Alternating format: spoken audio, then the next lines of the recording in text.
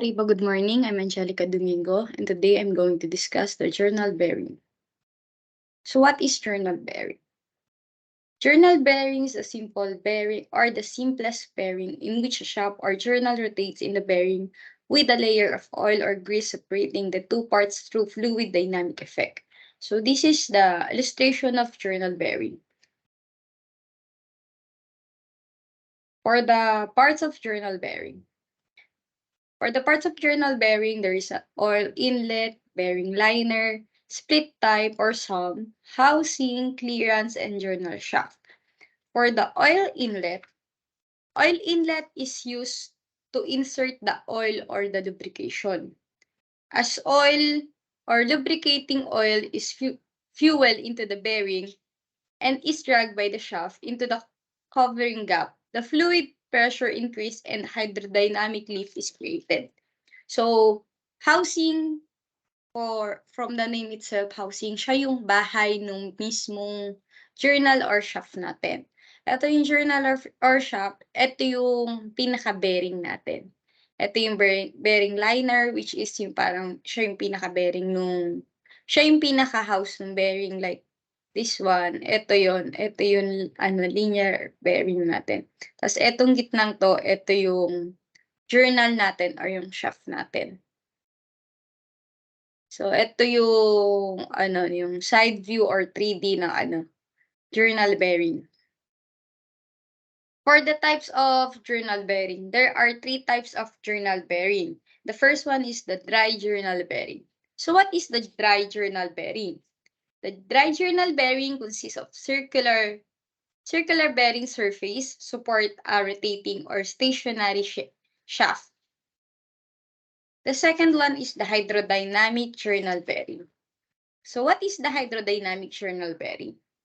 It is the self-acting bearing or a class of bearing where rotation of fuel journal sitting in an eccentric position with respect to the stationary boundary generated a pressure fueled with a thin fluid film layer lying therein, and this creates a load supporting the mechanism.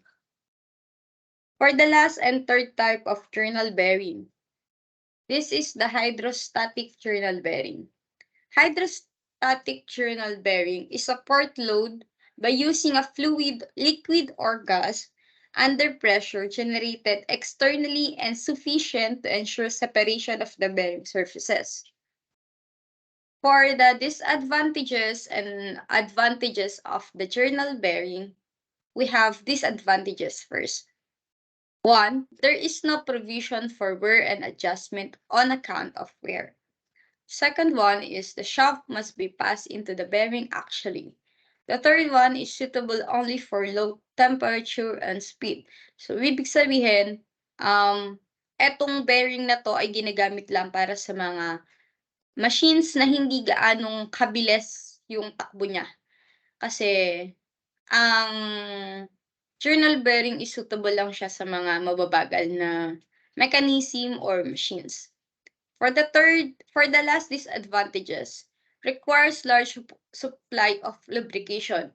As we mentioned kanina, dito sa part na to, dito yung nilalagyan siya ng lubrication. So, dapat mapuno niya muna to as requires para hindi mabilis masira yung bearing natin. For the advantages, it can handle high loads and velocities, less metal-to-metal contact due to all film. Di ba nakikita naman natin dito, punong-puno siya ng oil or lubrication, kaya hindi makakaskas yung housing niya and then the bearing liner. And long-lasting and durable. Low cost, quiet and smooth running of engine. For the quiet and smooth running of engine, kaya siya quiet because of the lubrication again and oil. Low cost, mas mura siya compared to the other kinds of bearing. For the conclusion, it is widely used in gasoline and diesel fuel piston engine in motor vehicle. Journal bearing are considered to be sliding bearing as opposed to rolling bearing such as ball bearing. Dito, ang ginagamit niya is oil o compared to the other bearing na ang ginagamit nila is yung mga ball bearings, yung mga bilog-bilog yung nasa gilid niya. Thank you for listening.